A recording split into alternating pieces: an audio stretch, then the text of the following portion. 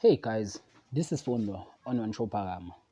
Coming up next on Imbewu this week, Monday, Fikile tells Nkululeko she wants to have a baby and is dejected when he rejects her advance. Nkululeko reveals the samples from the DNA test.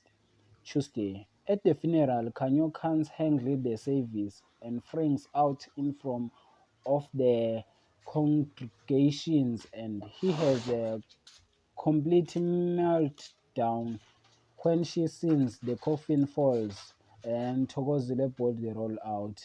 Wednesday, Fikile bleedings in uncontrollable and she fainted at the on the funeral.